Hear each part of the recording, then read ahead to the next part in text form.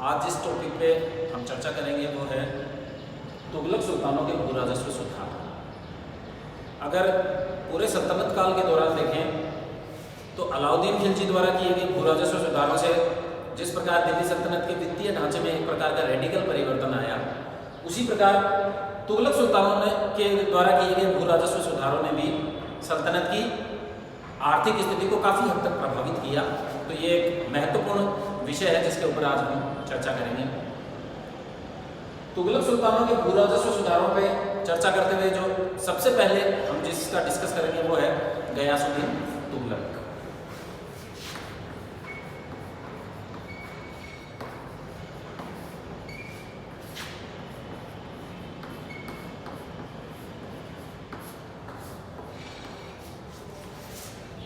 अगर तुगलक सुल्तानों के भू राजस्व सुधारों के स्रोत की बात करें तो जियाउद्दीन बर्नी की तारीख फिरोजशाही और शम्स-ए सिराज अफीफ की तारीख फिरोजशाही। हमें यहाँ ध्यान रखना है कि दोनों ही तारीख फिरोजशाही हैं, लेकिन दोनों के उत्तर अलग अलग हैं। एक है जियाउद्दीन बर्नी, पीछे के टॉपिक्स में काफ़ी बार उनका नाम आया है। जियाउद्दीन बर्नी की तारीख फिरोजशाही और शम्स-ए सिराज अफीफ की तारीख फिरोजशाही वो स्रोत हैं जिनसे हमें तुगलक सुल्तानों के भू राजस्व सुधारों के बारे में काफ़ी कुछ उनके ऊपर प्रकाश पड़ता है, उनकी जानकारी हमें मिलती है। अब बात करें अगर गयासुद्दीन तुगलक के भू राजस्व सुधारों की, तो बर्नी हमें ये बताता है कि गयासुद्दीन तुगलक ने भू राजस्व सुधारों में मध्यवर्ती नीति का अनुसरण किया और इस मध्यवर्ती नीति को वो एक नाम देता है रस्मे मियान। बर्नी बताता है कि गयासुद्दीन तुगलक ने अपने भू राजस्व सुधारों में मध्यवर्ती नीति, जिसे वो रस्मे मियान कहता है, उसका अनुसरण किया। बर्नी बताता है कि गयासुद्दीन तुगलक का उद्देश्य था कि करों में वृद्धि धीरे धीरे और केवल इतनी ही मात्रा में की जानी चाहिए जिससे कि किसानों की खुशहाली पे कोई प्रतिकूल प्रभाव ना पड़े। बर्नी हमें यह समझाने का प्रयास कर रहा है कि अपने भू राजस्व सुधारों में गयासुद्दीन तुगलक ने कुछ कठोर कदम भी उठाए, लेकिन जितने कठोर कदम अलाउद्दीन खिलजी ने उठाए उतने कठोर कदम गयासुद्दीन तुगलक ने नहीं उठा के कुछ वो लीनियन भी रहा है, थोड़ा सा वो उदार भी इस मामले में रहा है। इसीलिए बर्नी गयासुद्दीन तुगलक की भू राजस्व सुधारों में जो नीति है उसको रस्मे मियान यानी कि मध्यवर्ती नीति का नाम देता है। बर्नी बताता है कि गयासुद्दीन तुगलक ने उसका जो उद्देश्य था वो ये था कि करों में वृद्धि धीरे धीरे और केवल इतनी ही मात्रा में की जाए कि जिससे किसानों की खुशहाली पे कोई प्रतिकूल प्रभाव ना पड़े। बर्नी बताता है कि सुल्तान ने अपने अधिकारियों को ये सुनिश्चित करने का निर्देश दिया कि हर वर्ष खेती की मात्रा में वृद्धि हो और उस वृद्धि के अनुसार ही धीरे धीरे राजस्व में भी वृद्धि हो। यानी बर्नी ये समझाने का प्रयास कर रहा है कि गयासुद्दीन तुगलक ने इसका प्रयास किया कि ना केवल राजस्व बढ़ाने पे ही ध्यान दिया जाए, बल्कि खेती के जिस मात्रा में खेती का विस्तार हो उसी मात्रा में धीरे धीरे राजस्व में वृद्धि हो। हमें पता है जब हमने अलाउद्दीन खिलजी के भू राजस्व सुधारों पर चर्चा की थी तो अलाउद्दीन खिलजी ने भूमि भू राजस्व निर्धारण के लिए पैमाइश की पद्धति, जिसको बर्नी ने नाम दिया था मसाहत, अलाउद्दीन खिलजी ने भू राजस्व निर्धारण के लिए जो पैमाइश की पद्धति अपनाई थी, बर्नी ने उसको मसाहत नाम दिया था। लेकिन यहाँ गयासुद्दीन तुगलक ने भूमि पैमाइश की पद्धति को त्याग दिया। उसने भू राजस्व निर्धारण के लिए पैमाइश की पद्धति को छोड़ दिया और इसके स्थान पर उसने बटाई तथा बरहुक्म हासिल, बरहुक्म हासिल, इसका अर्थ है वास्तविक उपज या अवलोकन के आधार पर। तो हम देखते हैं कि गयासुद्दीन तुगलक ने पैमाइश की पद्धति नहीं अपनाई जिस प्रकार अलाउद्दीन खिलजी ने अपनाई थी। उसने भू राजस्व निर्धारण के लिए बटाई और बरहुक्म हासिल यानी वास्तविक उपज या अवलोकन के आधार पर भू राजस्व का निर्धारण किया। अलाउद्दीन खिलजी के भू राजस्व सुधारों की चर्चा करते हुए हमने ये पाया था कि अलाउद्दीन खिलजी ने भू राजस्व की दर 1/3 से बढ़ाकर 50% निर्धारित कर दी थी। गयासुद्दीन तुगलक ने उस वृद्धि को 50% से कम करके दोबारा 1/3 कुल उपज का 1/3 निर्धारित कर दिया। भू राजस्व की दर कुल उपज का 1/3 निर्धारित कर दी गयासुद्दीन तुगलक ने।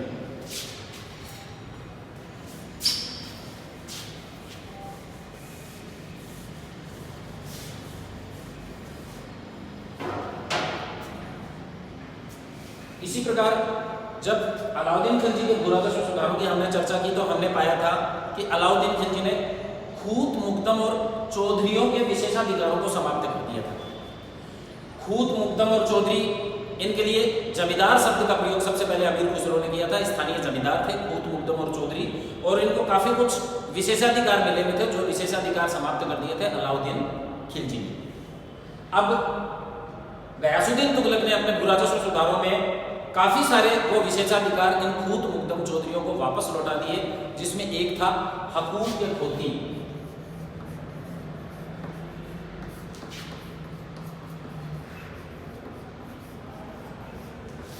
जब हमने अलाउद्दीन खिलजी के भू राजस्व सुधार पढ़े थे तब हमारे सामने आया था कि खूत, मुकदम और चौधरी जो स्थानीय जमींदार थे उनको हकूक के खोती का अधिकार था, यानी ये भू राजस्व की वसूली में सरकार की मदद करते थे और इसके बदले में वसूले गए भू राजस्व का 10% इनको मिलता था हकूक के खोती के रूप में, जिसे अलाउद्दीन खिलजी ने तो उनसे छीन लिया था, लेकिन ये हकूक के खोती का अधिकार गयासुद्दीन तुगलक ने खूत, मुकदम, चौधरियों को वापस लौटा दिया।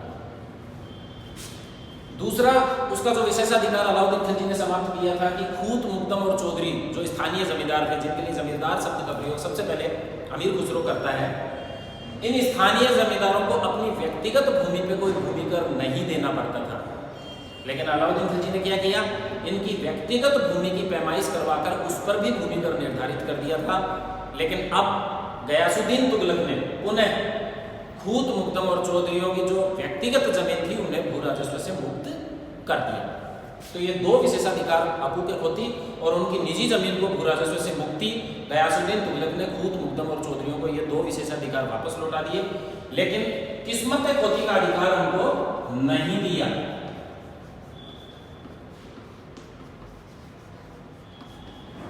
किस्मत खोती, जब अलाउद्दीन के भू राजस्व सुधारों की चर्चा हम कर रहे थे तब हमें ये टर्म भी हमारे सामने आई थी, किस्मत खोती, यानी कि खूत, मुकदम और चौधरी ना केवल हकूक के खोती उनको विशेषाधिकार मिला हुआ था, बल्कि किस्मत खोती के रूप में भी वो किसान से उपज का एक निश्चित हिस्सा लिया करते थे, जो अलाउद्दीन खिलजी ने समाप्त कर दिया था। लेकिन गयासुद्दीन तुगलक ने भी उसको जारी रखा और हकूक के खोती का अधिकार तो खूत, मुकदम, चौधरियों को वापस लौटा दिया, लेकिन किस्मत खोती का अधिकार गयासुद्दीन तुगलक ने भी खूत, मुकदम और चौधरियों को वापस नहीं लौटाया।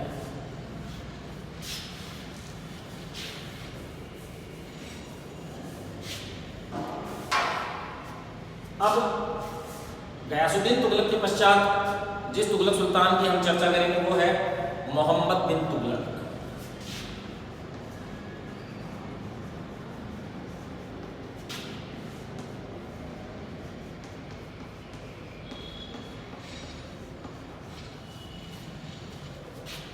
मोहम्मद बिन तुगलक, अब मोहम्मद बिन तुगलक ने अपने भू राजस्व सुधारों के अंतर्गत भू राजस्व के निर्धारण के लिए पैमाइश की पद्धति पर बल दिया। हम देखते हैं कि गयासुद्दीन तुगलक ने पैमाइश की पद्धति को छोड़ दिया, उसने बटाई और बर हुक्म हासिल यानी वास्तविक उपज या अवलोकन को भू राजस्व निर्धारण का आधार बनाया। लेकिन मोहम्मद बिन तुगलक ने पुनः भूमि की पैमाइश पर बल दिया और दोआब क्षेत्र में करों में काफी मोहम्मद बिन तुगलक ने वृद्धि कर दी। ये कितनी वृद्धि की गई, इसके संबंध में बर्नी ये कहता है कि संभवतः 10 से 20 गुना तक वृद्धि की गई। दोआब क्षेत्र में जो करों में जो वृद्धि मोहम्मद बिन तुगलक ने की वो किस मात्रा में की गई, बर्नी के अनुसार ये 10 से 20 गुना तक वृद्धि की गई। लेकिन संभवतः ये अतिशयोक्तिपूर्ण है और यहाँ हम इस चीज को मान सकते हैं कि जो गयासुद्दीन तुगलक ने भू राजस्व की दर जो 50% से घटाकर 1/3 कर दी थी, संभवतः अलाउद्दीन खिलजी ने उस भू राजस्व की दर को मोहम्मद बिन तुगलक ने उस भू राजस्व की दर को 1/3 से बढ़ाकर पुनः 50% निर्धारित कर दिया। अपने भू राजस्व सुधारों के अंतर्गत जो सबसे बड़ा परिवर्तन मोहम्मद बिन तुगलक ने किया वो था दीवाने अमीर कोही की स्थापना।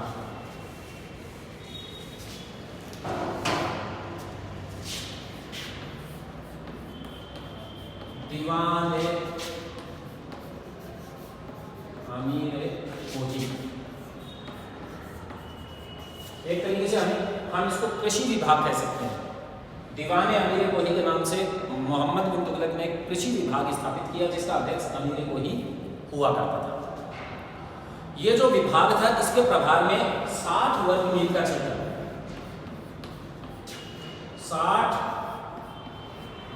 60 वर्ग मील का क्षेत्र सीमांकित करके और इस विभाग के अधिकार में यह क्षेत्र रखा गया। ये जो कृषि विभाग दीवान अमीर कोही की जो स्थापना थी, इस योजना के दो पहलू थे, दो उद्देश्य हम मान सकते हैं कि उसने ये जो कदम उठाया वो किस लिए था। नंबर 1 कृषि का विस्तार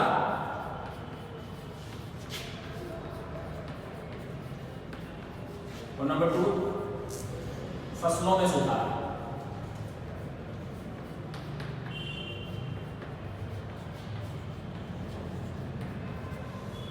दीवान अमीर कोही जो विभाग जिसे हम कृषि विभाग कह रहे हैं मोहम्मद बिन तुगलक द्वारा जो स्थापित किया गया, 60 वर्ग मील का क्षेत्र सीमांकित करके इस विभाग के प्रभार में उसको दे दिया गया। 100 सिकदार, इस योजना को कार्यान्वयन के लिए 100 सिकदार नियुक्त किए गए। योजना के कार्यान्वयन के लिए 100 सिकदार नियुक्त किए गए। और ये जो योजना थी इसके दो उद्देश्य थे, कृषि का विस्तार करना और फसलों में सुधार करना।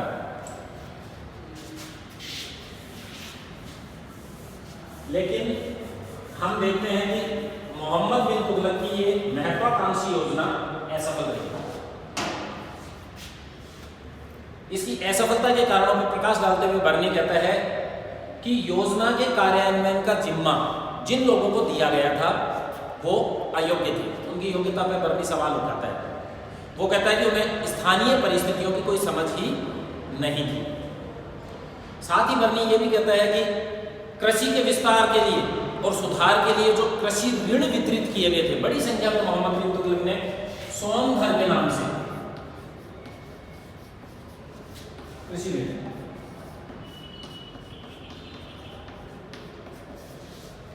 सोनभर के नाम से बड़ी संख्या में कृषि ऋण मोहम्मद बिन तुगलक द्वारा वितरित किए गए थे। एक अन्य टर्म आती है तकावी, वो साधारण ऋण थे। ये भी बड़ी संख्या में ये साधारण ऋण थे।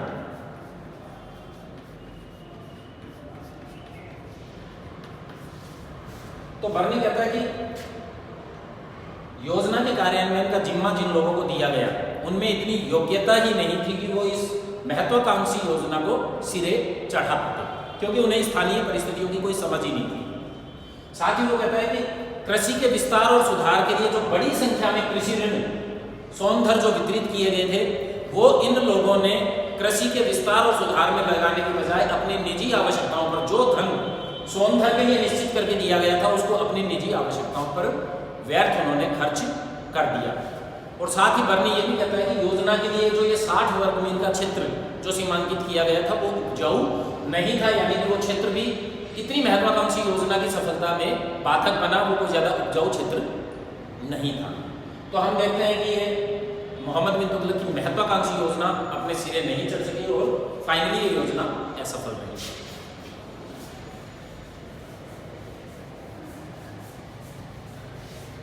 अगर मोहम्मद बिन तुगलक के भूराजस्व सुधारों के में क्या कमियां थी, क्या दोष थे, अगर हम उसका विश्लेषण करते हैं तो दो चीजें हमारे सामने निकल के आती हैं जो हम कह सकते हैं कि मोहम्मद बिन तुगलक के भूराजस्व सुधार के दोष थे। नंबर 1,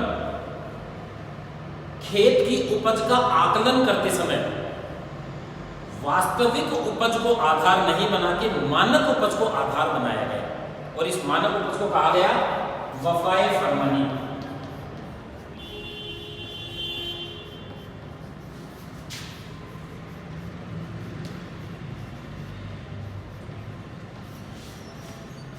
जो पहला दोष मोहम्मद बिन तुगलक के भूराजस्व सुधार में हम पाते हैं कि वो है कि किसी भी खेत की उपज का आकलन करते समय वास्तविक उपज को आधार नहीं बनाकर मानक उपज को आधार बनाया गया, जिसे कहा गया है वफाए फरमानी। इसी प्रकार अगर दूसरे दोष की हम बात करें तो वो है कि जब राज्य के हिस्से को नगद में रूपांतरित किया जाता था तो उस समय वास्तविक मूल्यों को नहीं, वास्तविक मूल्यों का आधार नहीं बनाया जाता था, बल्कि सरकार द्वारा निर्धारित दरों को आधार बनाया जाता था, जिसे कहा गया है निरखे फरमानी।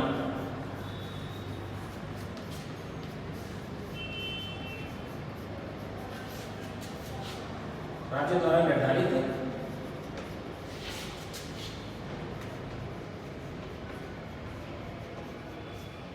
दर। तो ये दो कमियां हमें, या दो दोष हम कह सकते हैं कि मोहम्मद बिन तुगलक के भू राजस्व सुधारों में हमें दिखाई देते हैं। नंबर 1, किसी भी खेत की उपज का आकलन करते समय वास्तविक उपज को आधार नहीं बनाकर मानक उपज को आधार बनाया जाता था, जिसे वफाए फरमानी कहा गया है। और इसी प्रकार राज्य के हिस्से को नगद में रूपांतरित करते समय वास्तविक मूल्यों को नहीं, बल्कि राज्य द्वारा निर्धारित दरों को, जिसे निरखे फरमानी कहा गया है, आधार बनाया जाता है।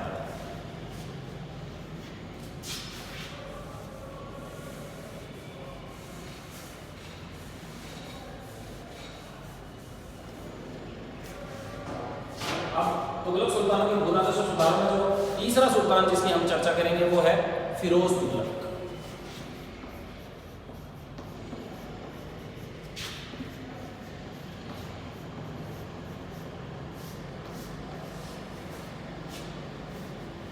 फिरोज तुगलक ने पुनः भूमि की पैमाइश की पद्धति को छोड़ दिया और उसने भू राजस्व निर्धारण के लिए उपज को आधार बनाया। यहां हम देखते हैं गयासुद्दीन तुगलक ने पैमाइश की पद्धति को छोड़ा, उसने बटाई और बर हुक्म हासिल यानी वास्तविक उपज और अवलोकन के आधार पर भू राजस्व का निर्धारण किया। उसके पश्चात मोहम्मद बिन तुगलक ने पुनः पैमाइश की पद्धति पर बल दिया और अब पुनः फिरोज तुगलक ने पैमाइश की पद्धति को छोड़ दिया और उपज को आधार बनाया भू राजस्व के निर्धारण में। अफीफ हमें बताता है, शम्स सिराज अफीफ, जिसका जिक्र मैं पहले कर चुका हूँ, जियाउद्दीन बर्नी की तारीख फिरोजशाही और शम्स सिराज अफीफ की तारीख फिरोजशाही, जो दो महत्वपूर्ण स्रोत हैं तुगलक सुल्तानों के भू राजस्व सुधारों के बारे में जानकारी प्राप्त करने के। तो अफीफ अपनी तारीख फिरोजशाही में बताता है कि फिरोज तुगलक ने हिसामुद्दीन जुनैदी, एक व्यक्ति का नाम बता रहा है,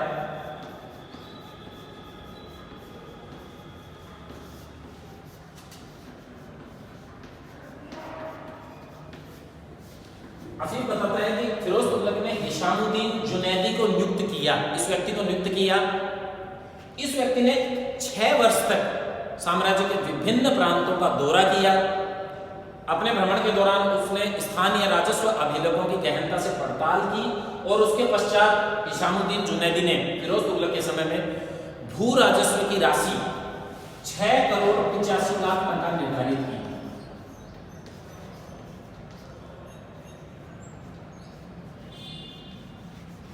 6 करोड़ 85 लाख टका भू राजस्व की राशि निर्धारित की हिसामुद्दीन जुनैदी ने। इस श्रम साध्य कार्य में उसने लगभग 6 साल का समय लिया। 6 साल तक उसने साम्राज्य के विभिन्न प्रांतों का दौरा किया, स्थानीय राजस्व अभिलेखों की गहनता से जांच पड़ताल की और उसके पश्चात भू राजस्व की राशि उसने 6 करोड़ 85 लाख टका निर्धारित की।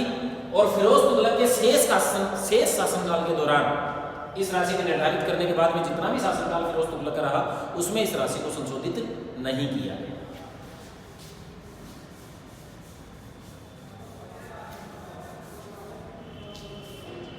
दूसरा सुधार जो फिरोज तुगलक ने किया, पीछे हम चर्चा करके आ चुके हैं कि मोहम्मद बिन तुगलक ने कृषि के विस्तार और विकास के लिए बड़ी संख्या में कृषि ऋण, जिनको सोनधर कहा गया था, वो वितरित किए गए थे।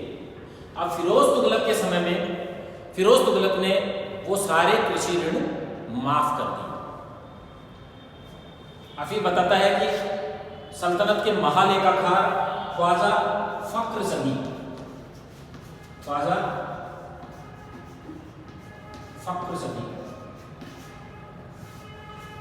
अफीफ बताता है कि ख्वाजा फक्र सदी जो महालेखाकार के पद पर नियुक्त था सल्तनत काल में, उसको ऋण से संबंधित सभी रजिस्टर रद्द करने का आदेश दिया। तो बड़ी संख्या में कृषि ऋण जो सोनधर, जो मोहम्मद बिन तुगलक के समय में वितरित किए गए थे, फिरोज तुगलक ने उन सभी ऋणों की वसूली स्थगित कर दी, उनको समाप्त कर दिया। भू राजस्व सुधारों के अंतर्गत फिरोज तुगलक का जो अगला जो सुधार है, जो सबसे महत्वपूर्ण है, उसने कर व्यवस्था का पुनर्गठन किया 1375 में। 1375 में फिरोज तुगलक ने कर व्यवस्था का पुनर्गठन किया और इस पुनर्गठन की प्रक्रिया में फिरोज तुगलक ने केवल और केवल शरीयत से मान्यता प्राप्त 4 कर जारी रखे, जिनकी अनुमति शरीयत देता है। वो केवल 4 कर उसने जारी रखे और अन्य सभी कर उसने माफ कर दिए, जिनकी संख्या वो अपनी आत्मकथा फतुहात फिरोज शाही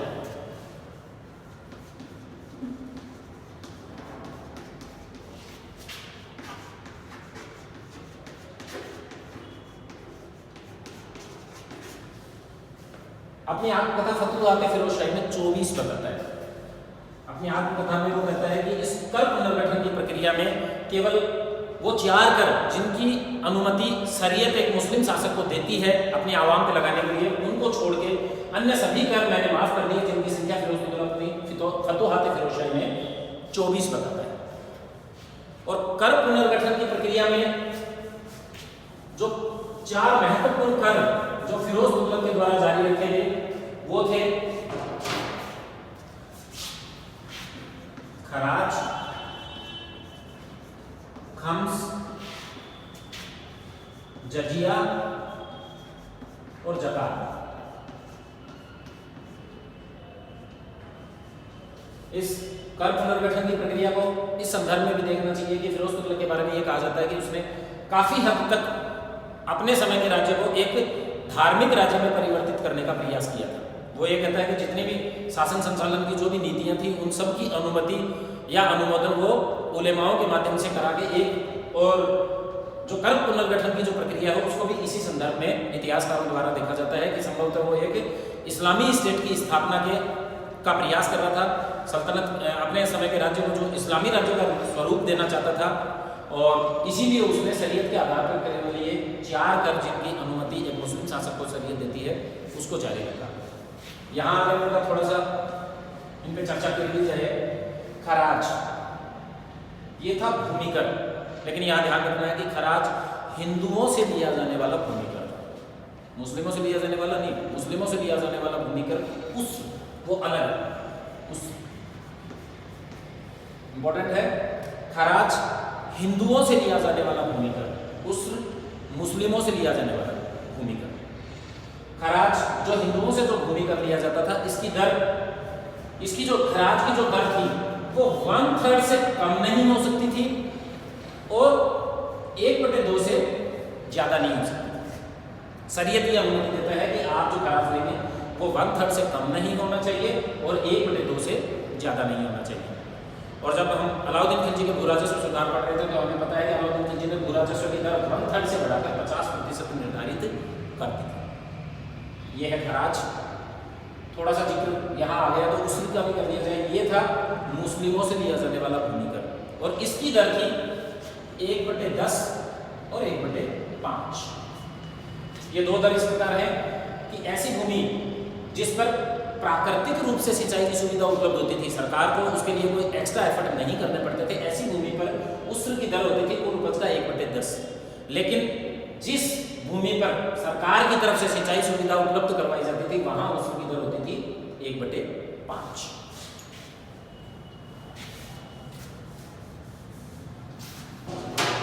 दूसरा जो महत्वपूर्ण कर फिरोज तुगलक ने जारी रखा वो है खम्स।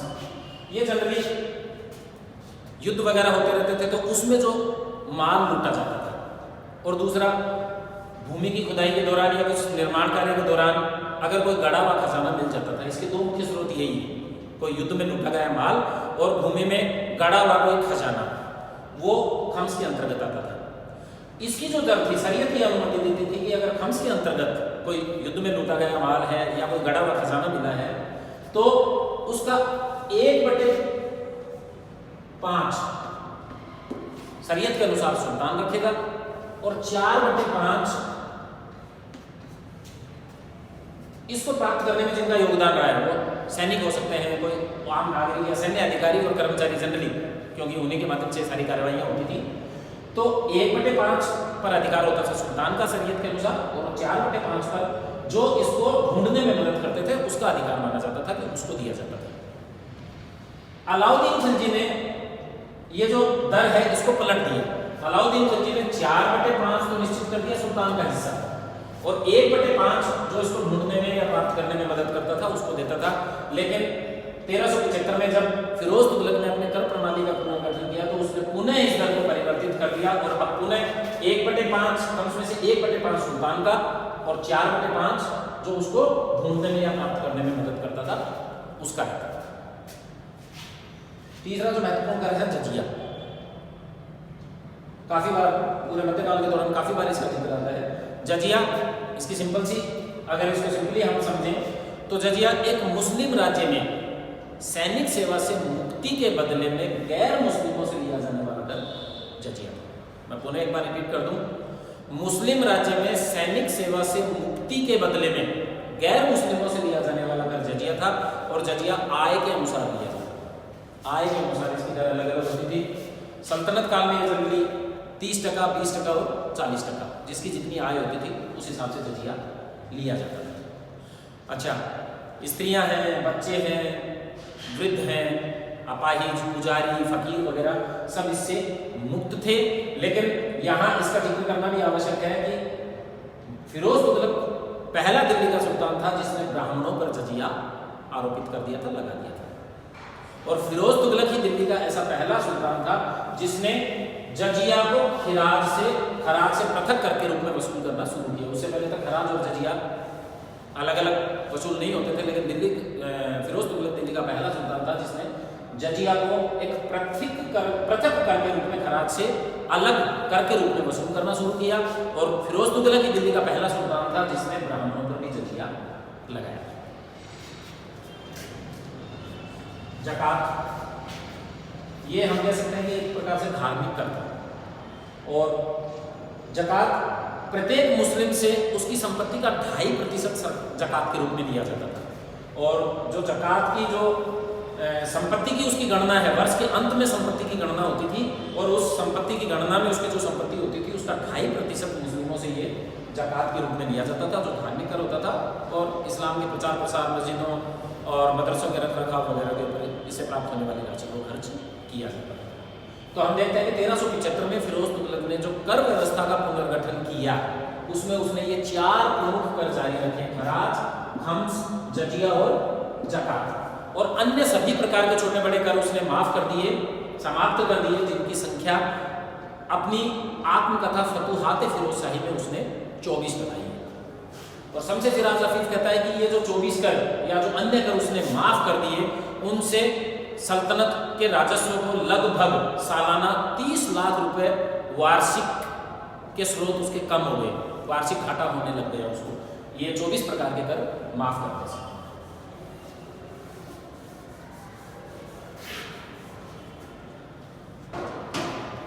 भूराजस्व सुधार में एक अन्य कर जो फिरोज तुगलक के द्वारा लगाया गया था वो था हके शर।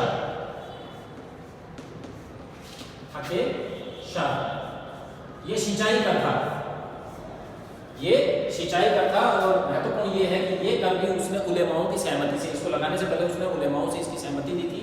और हके शर के नाम से एक अलग से सिंचाई कर फिरोज तुगलक ने और लगाया था और इसकी दर थी कुल उपज का 10%। सिंचाई कर हके शर, हमें ध्यान रखना है कि ये इस कर को लगाने से पहले उसने उलेमाओं से इसकी सहमति ले ली थी। और हके शर के नाम से एक नया सिंचाई कर फिरोज तुगलक के द्वारा आरोपित किया गया और कुल उपज का 10%। भूराजस्व सुधारों में अगर फिरोज तुगलक के अन्य सुधारों की चर्चा की जाए तो जो सबसे महत्वपूर्ण कार्य उसके द्वारा किया गया था वो था फिरोज तुगलक ने नहरों का निर्माण करवाया था। सिंचाई के लिए बड़ी संख्या में नहर प्रणाली फिरोज तुगलक के द्वारा स्थापित की गई थी। और फिरोज तुगलक द्वारा स्थापित नहरों का जो विस्तृत उल्लेख करता है वो है याहिया बिन अहमद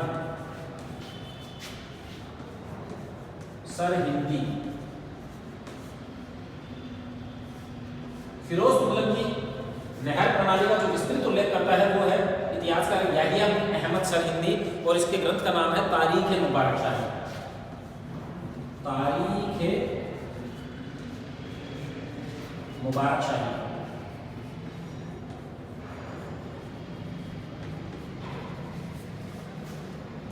याहिया बिन अहमद सरीदी अपने ग्रंथ तारीख मुबारक शाही में फिरोज तुगलक द्वारा निर्मित नहरों का विस्तार से उल्लेख करता है।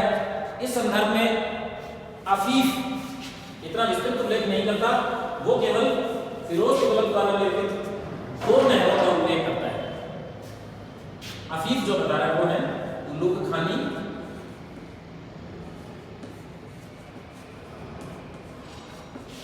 और रजीबा। ये 2 नहरों का उल्लेख शमसे सिराज हफीज करता है और बताता है कि ये 2 नहरें फिरोज तुगलक ने बनवाई थी। हफीज बताता है कि ये जो नहर प्रणाली विकसित की फिरोज तुगलक के द्वारा, उसके कारण बड़ी संख्या में उत्पादन में वृद्धि हुई और अनाजों के भाव काफी कम हो गए। और एक अंतिम कार्य जो हम फिरोज तुगलक का मान सकते हैं वो है, ऐसा कहा जाता है कि फिरोज तुगलक ने दिल्ली और उसके आसपास के क्षेत्रों में फलों के लगभग 1200 बाग लगवाए। अंगूर इसमें सबसे मुख्य थे, अंगूर हैं, सेब वगैरह, ऐसे बाग उसने 1200 बाग लगवाए थे दिल्ली और उसके आसपास के क्षेत्रों में। और ऐसा माना जाता है कि इन बागों से सल्तनत के राजस्व को, इनसे जो राजस्व मिलता था वो लगभग 1/80 इतना टका इन भागों से होने वाली आय से सल्तनत को मिलने लगा।